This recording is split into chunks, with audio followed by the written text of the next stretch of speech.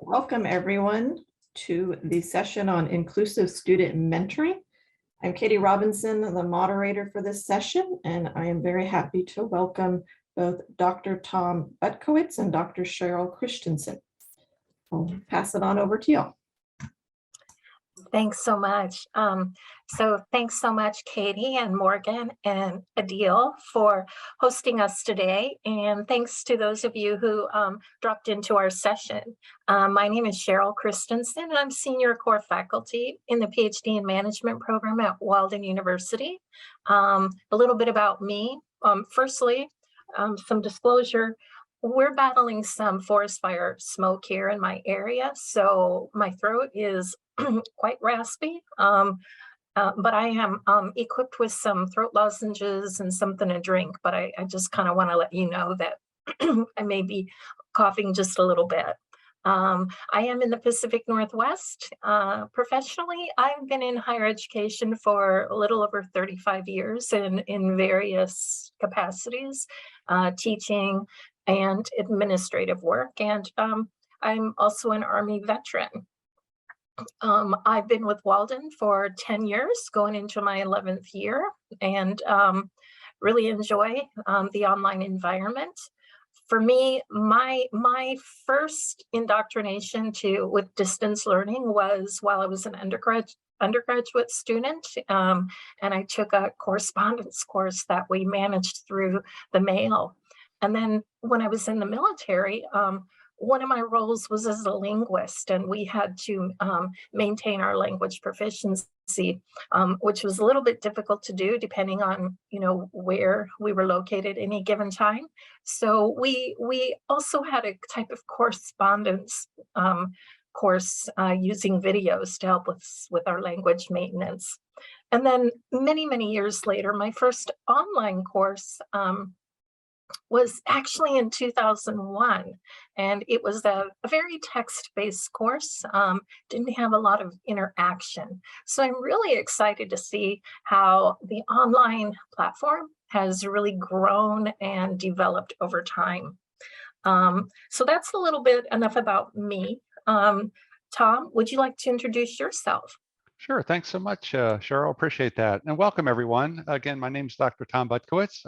I have the pleasure and joy of being part of the PhD in management program with my esteemed colleague, Dr. Sheryl here, among others.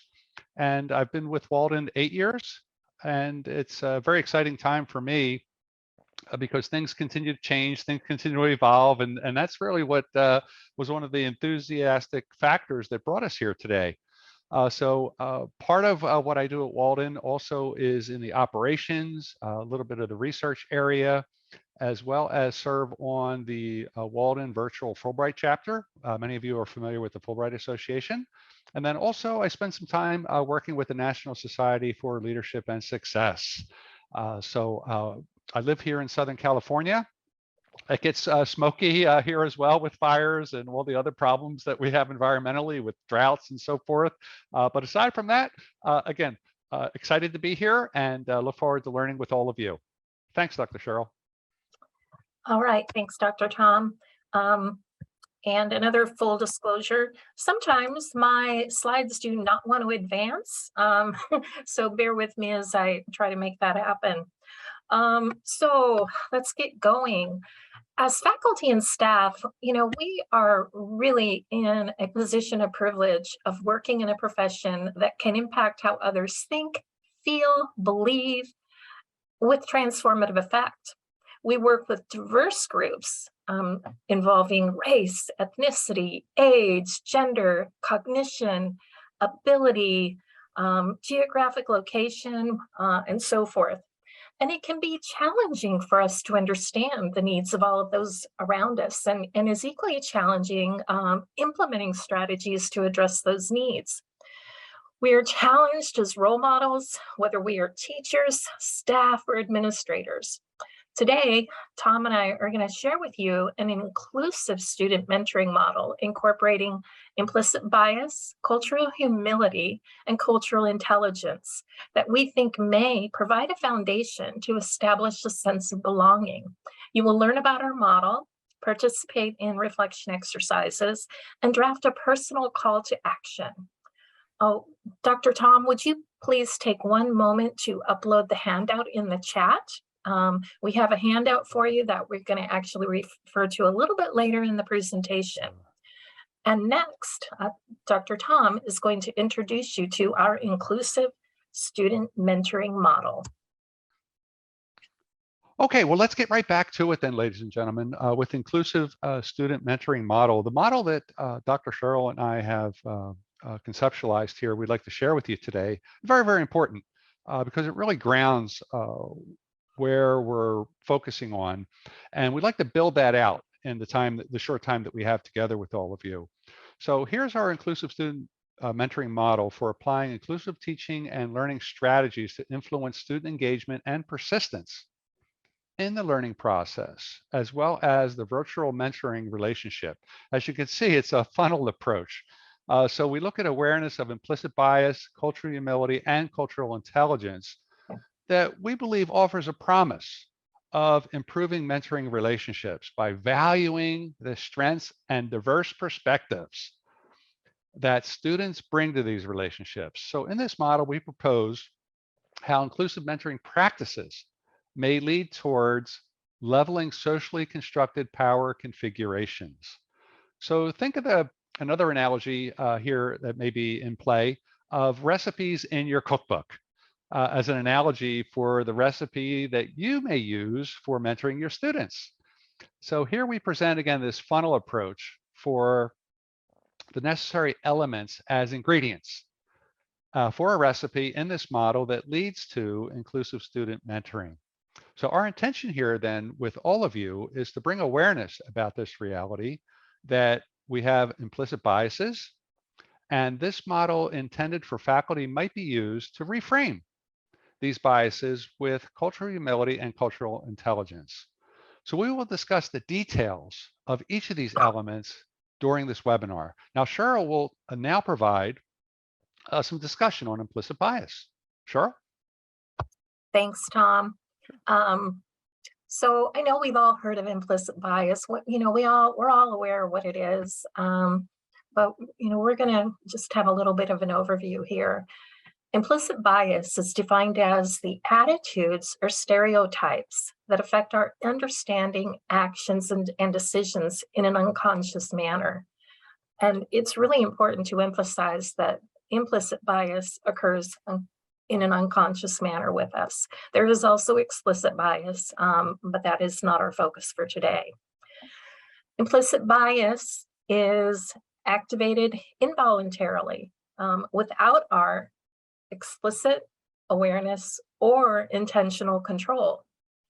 And implicit bias can also be positive or negative. We can have implicit biases in a favorable manner toward an individual or a group in the same manner that we can have implicit biases about an individual or a group that are negative. Everyone is susceptible to implicit biases, and we all have them. I know we like to think that, we probably have it handled, but everybody has implicit biases. Implicit biases are those biases that concern individuals regarding their race, ethnicity, age, culture, religion, ability, and can also occur at the individual level, institutional levels, cultural levels, and structural levels, for example. Our implicit bias can be informed in many, many different ways, such as the media, the culture to which we are exposed, our upbringing, for example, and can also evolve from different types of messaging, attitudes, and stereotypes. I know we all were brought up in particular environments where there were probably some standard value systems, moral systems, what have you.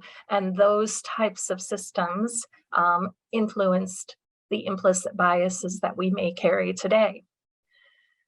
The key we need to be aware of is that these implicit biases are unconscious, which means that we're not always necessarily aware of them until somebody points them out or we are confronted in some other way.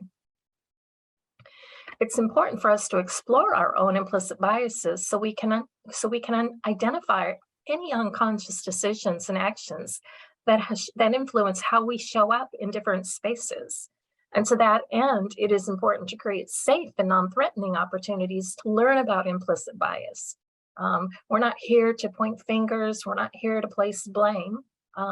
Implicit bias is everywhere. But our goal is to kind of reimagine, rethink, and become more self-aware of how our implicit biases inform how we're interacting and showing up. And it's so important when we're thinking about students and with those with whom we work, because it could very well affect how we're teaching and who we're teaching. There are some common types of implicit bias. I'm not going to go over all of the different types of implicit bias. There's actually quite a few, but some of the more common ones that you might be familiar with include affinity bias, which is a preference for people who share qualities with you or someone you like. Commonly, we might see this show up with respect to race, ethnicity, gender, and age. Anchoring bias is the tendency to rely too heavily on the first piece of information offered when you're making decisions. Attribution is the tendency to attribute other people's successes to luck or help from others and attribute their failures to lack of skill or personal shortcomings. Beauty bias is an assumption about people's skills or personality based on their physical appearance and tendency to favor people who are more attractive. This particular bias gained some traction in research regarding corporate leaders. We have found that there's a kind of an implicit bias in favor of men as corporate leadership, as opposed to females. And then gender bias, simply the preference of one gender over the other.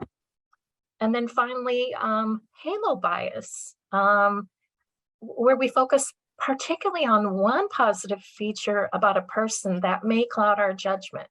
I'll give an example in teaching. And it's something that I have to be mindful of with my students, because sometimes if I get a student who is usually very, very good, does very well, and then one day they submit an assignment that is just not to the level that I'm accustomed to seeing, I have to be very mindful and very purposeful about my implicit bias that this is just just an anomaly. So I'm just going to go ahead and favor them because of the work they usually submit. So I know for me, with my students, I always have to filter through my thinking and my implicit biases. So I'd like you to take just a moment, maybe 10, 15 seconds or whatever, to reflect on different types of bias. And have you experienced bias and how? And how did that experience with bias influence you or others' actions or behaviors? I want you to just think about that just a little bit. And how can you become more self-aware about your implicit biases? So there is no single perfect answer, but we are going to offer you some strategies to hopefully mitigate bias. So firstly, learn more about the types of bias. Secondly, increase your self-awareness. Be more aware of how you're interacting in given situations and responding. And be more aware of kind of your go-to response in certain situations, such as the response I shared with the student scenario. Strategize on building empathy, compassion, caring, and kindness. You can also practice mindfulness. activate goals that promote fairness and equality, collect counter-stereotypical information about individuals with whom you might have bias. And then one thing that we can do with respect to institutions that we're in or our courses is review policy statements for implicit bias and strategize ways that those bias statements can be more neutral or less biased.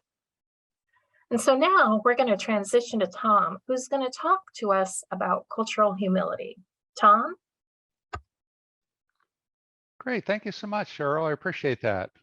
Very, very insightful information that you shared. And I'd like to continue that discussion with cultural humility. As a concept that was developed by Melanie Tervalon and Jan Mary Garcia in 1998 to address inequities, actually in the healthcare field, which wasn't surprising to us at all.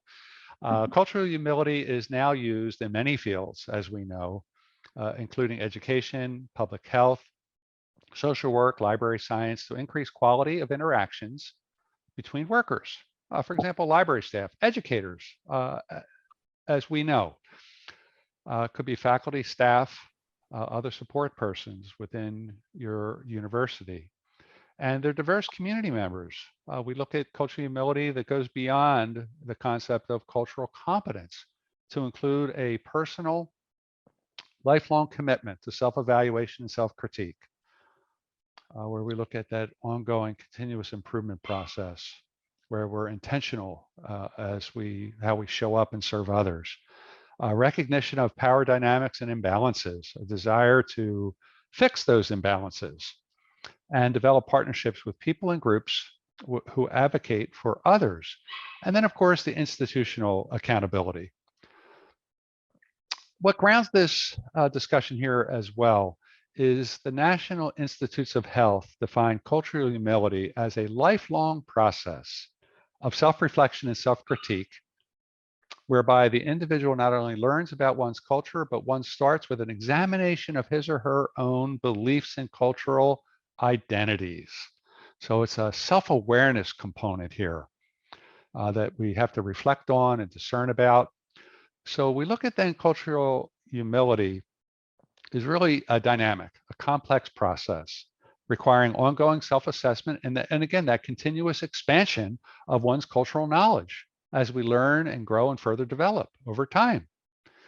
And the cultural humility then really forces us or pushes us to consider power balances and imbalances and our interactions, providing a structure to examine personal and institutional accountability. So the cultural humility principles then, ladies and gentlemen, that guide us with the thinking, behavior, and actions of individuals and institutions to positively affect interpersonal relationships, as well as systems change and lifelong learning and critical self-reflection for recognizing and changing power imbalances and developing, again, that institutional accountability. So you may be thinking, as we were at that time, when we were preparing all of this, rebounding from learning more about the research and the body of literature, what are then the strategies? How can we then think about improving maybe the good work that you're already doing in that space of cultural humility? Well, here are some strategies to take into consideration. Approach developing further your cultural humility with a beginner's mindset. Think about learning to correctly pronounce students' names. What I learned going through the Dale Carnegie course years ago, Dale Carnegie eloquently stated that a person's name is, to that person, the sweetest, most important sound in any language. Another strategy to take into consideration here is show real interest, appreciation, and respect for students in other cultures. As we know, we're in a multicultural DEI space that is flourishing day by day. Engage students who are different than you on a personal, experiential level, and be curious, empathetic of students' life experiences. with all of the turbulence going on around the world that are different than our own. So at this time, I'd like to transition back to Sheryl, and she'll take us further discussing and providing some details on cultural intelligence. Sheryl? Thanks so much, Tom.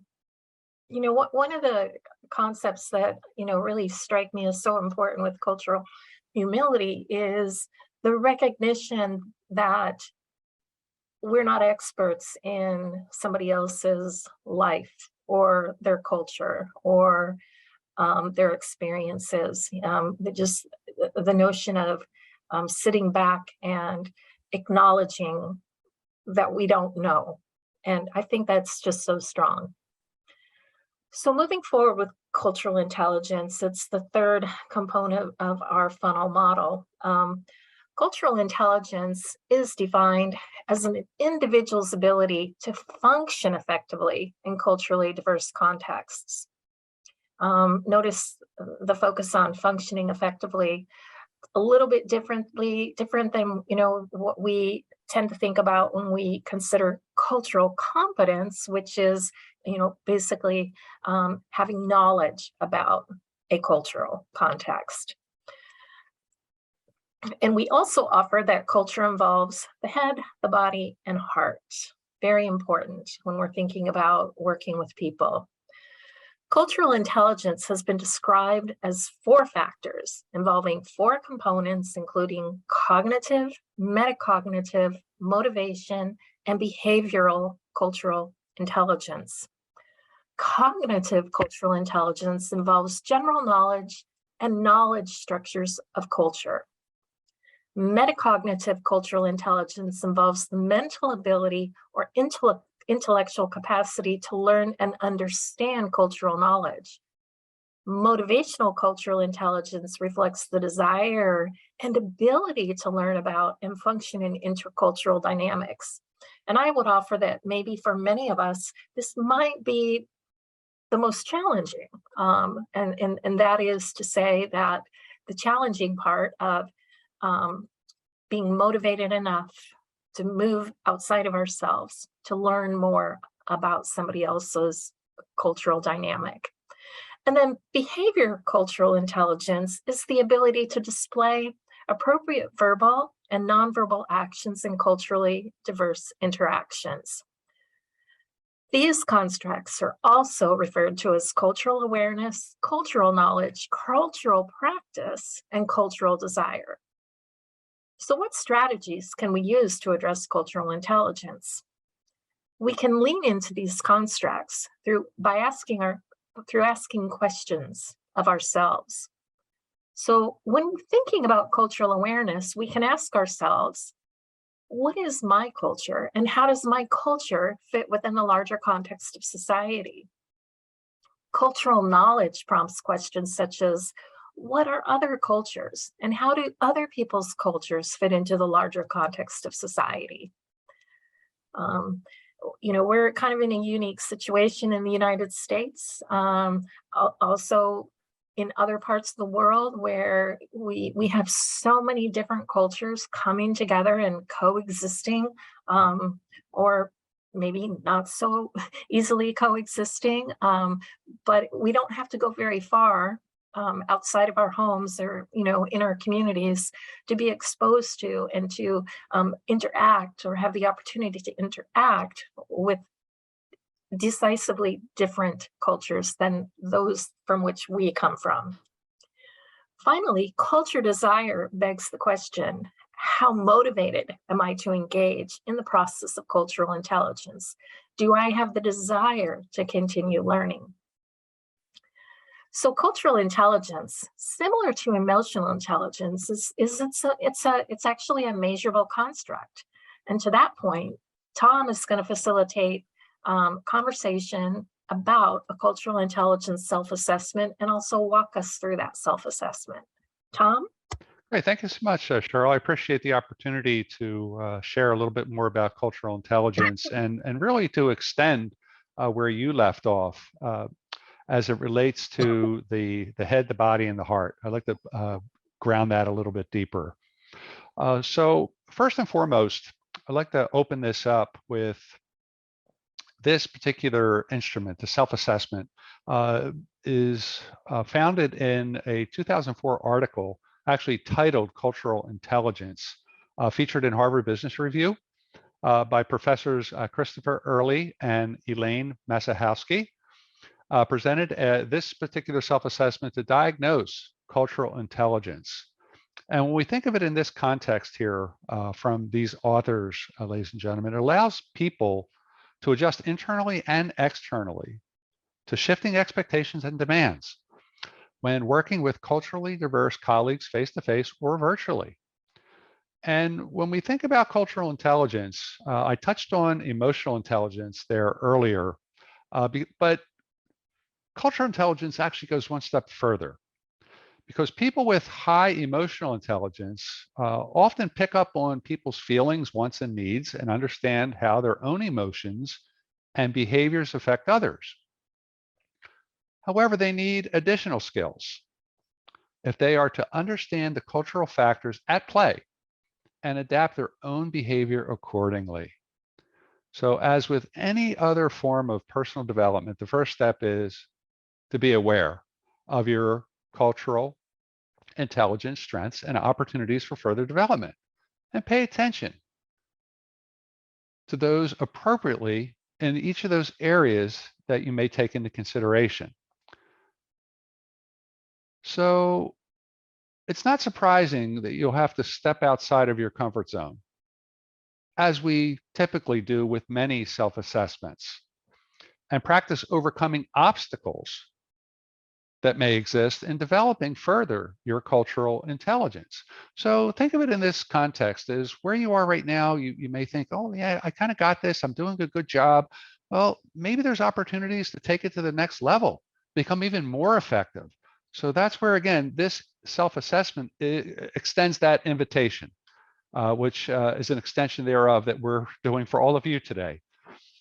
So we encourage all of you to take a few minutes to respond to the 4 statements that are shown here and are available to you, specific to cognitive CQ or cultural intelligence, physical CQ, and emotional or / motivational CQ.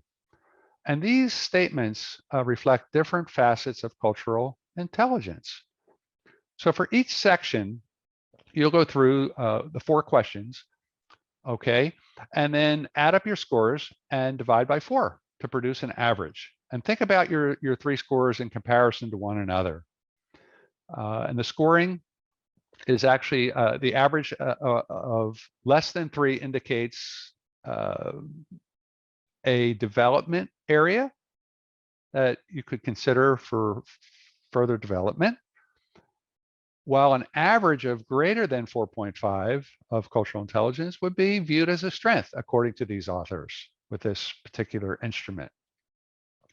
So taking that into consideration, cultural intelligence combines head, the cognitive and knowledge and understanding, the body, the physical for actions, and the heart, the emotional and motivational component for confidence and commitment. So as Dr. Sheryl had mentioned earlier, a little bit more, again, to put in context, take a little bit of a deeper dive here. The head is, again, knowledge and understanding, that you need good cultural intelligence. This comes in part from observation and research, but you also need strategies for gathering new information and the ability to use those strategies to recognize a culture's shared understandings. And that will enable you to adapt your decision-making and communication. So in other words, we adapt to the places that we have those opportunities to communicate and not have an expectation that they will adapt to us. Very, very important. Body, translating cultural information into visible actions. These are usually the clearest ways in which our CQ or cultural intelligence is seen by others. You show it in your gestures, okay? Your body language, those nonverbal cues, and the way you carry out culturally significant tasks. And the heart, To have high cultural intelligence, you need to be self-assured, not afraid to make honest mistakes, and confident enough to keep improving by tackling new cultural situations. So people with high cultural intelligence use all three of these elements, ladies and gentlemen, to monitor and moderate their actions without making quick judgments or falling back on stereotypes, as tempting as it may be. They can interpret what's happening in any cultural setting and adjust their behavior accordingly. So this cultural intelligence self-assessment, we do have, again, available in a job aid, if that is something that would be made available. If not, you have it here.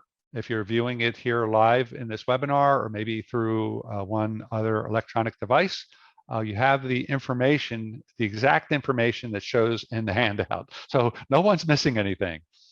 So with that, I'd like to transition to a self-reflection activity on the next slide.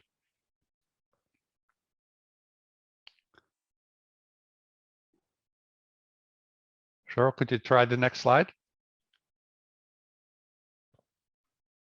Yes, I am. My technology challenges with Oh, there you go. No, transitioning. I know sometimes there's a slight delay. No worries. It's all good. All right, very good.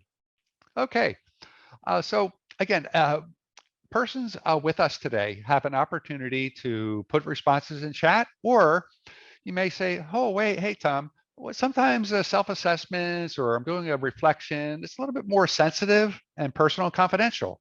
So I get that. I feel the same way. I'm one of the first ones to say, hey, wait a second, I like to kind of pause or pump the brakes and let me kind of keep this close to the vest right now until I'm ready to kind of share out. So what we're sharing with you here today, what Sheryl and I have prepared in this self-reflection for your benefit, is for you to conduct by answering these three questions regarding inclusive student mentoring. How am I now thinking about inclusive student mentoring?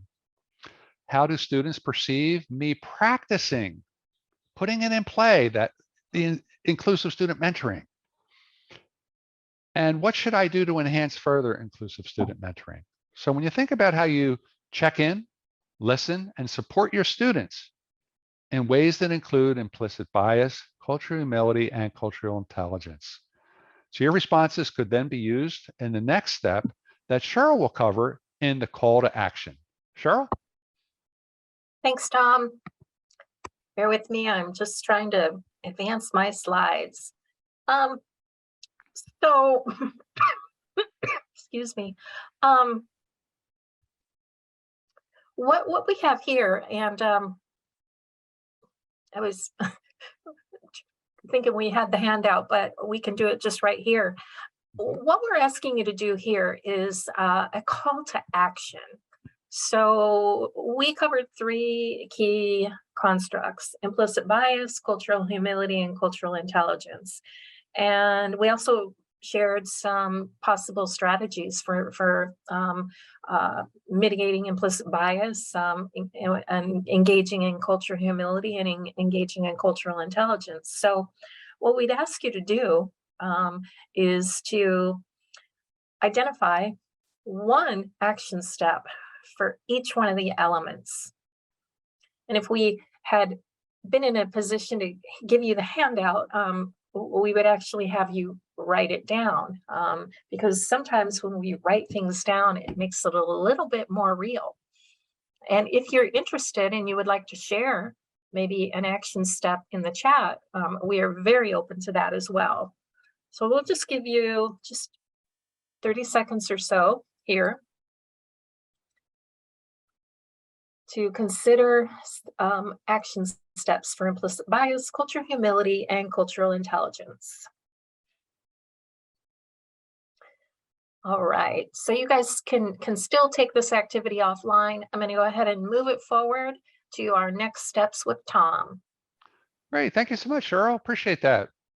So next steps, ladies and gentlemen, think of this as a follow-on to this webinar today that we're sharing with you. And we encourage all of you to take these steps into consideration. First and foremost, Project Implicit is a 501c3 nonprofit organization, an international collaborative of researchers who are interested in implicit social cognition. Project Implicit was founded in 1998 by three scientists, Dr. Tony Greenwald at the University of Washington, Dr. Mahazarin Banaji at Harvard University, and Dr. Brian Nosek at the University of Virginia. And Project Implicit Health, formerly Project Implicit Mental Health, actually launched in 2011 and is led by Bethany Teachman at the University of Virginia and Dr. Mac Nock at Harvard University.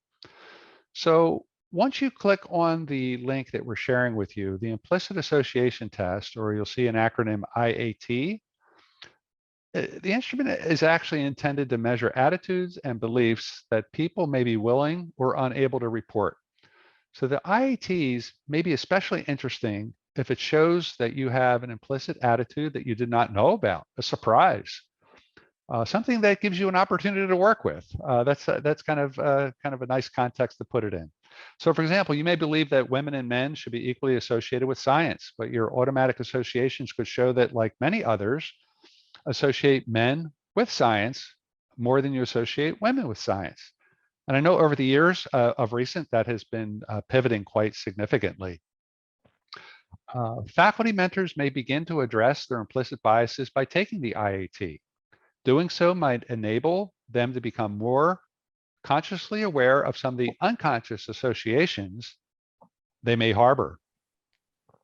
So research suggests that the conscious awareness of one's own implicit biases is a critical first step for counteracting their influence. It is especially crucial for faculty members to ensure their explicit intentions help students learn and not be influenced by implicit biases. So the second step that we have that we're offering as a suggestion for you is to tap into the Office of Teaching and Learning Excellence, or OTLE, via LinkedIn. And it gives you a landscape of what we are doing at Walden University. So the OTLE professional's mission, to help you understand and maybe create an eager want to tap in and check this out, is to provide orientation training and development to support and empower faculty and academic leaders to meet the diverse needs of Walden students and beyond. They ensure new and existing faculty have the tools necessary to promote inclusivity, access, and excellence across all schools within the Walden community, teaching and learning experience. So with that, if we could transition to the next slide and offer an opportunity for any other questions that may be available. I know Katie's been monitoring the chat box, and if there are no questions at this time, and you may think post the webinar, you have an opportunity to think of a question that you would like to push out to either myself or Sheryl, we welcome that. So please, again, think of any questions or anything you'd like to have further conversation about. Open invitation to all of you here within the sound of our voice. So thank you for the opportunity to share this webinar on inclusive student mentoring at ADEIL's 30th annual conference on distance learning and moving forward. I'd like to leave you with a quote from Aristotle, who eloquently wrote, "We are what we repeatedly do. Excellence then is not an act, but a habit." So we inspire all of you to make inclusive student mentoring a habit in your student mentoring practice. So on behalf of my esteemed colleague, Dr. Sheryl Kristensen, and me, we hope that you have found this webinar that will resonate with each attendee as we continue influencing positive social change in the communities that we serve. With that, I'll turn it back over to Dr. Sheryl. Thank you, Tom, for that very powerful conclusion. I did want to say that if there is anybody who would like our handout, you feel free to put your email address in the chat, and we would be happy to email that to you. Apart from that, Morgan, Katie, I'm going to hand it back off to you. Well, thank you both so much for presenting. I am going to put a survey in the chat. So if you all could please fill that out and give us some great feedback on the presentation. But again, thank you so much, both of you all, for attending and presenting. I think that's all. I think we can wrap it up. Great. Unless Thanks. there are any questions. Thank you, Katie. Thank you, Morgan. Thank Thanks, you Dr. very Sheryl. much. Thank you. Have a great day, rest of your everybody. day.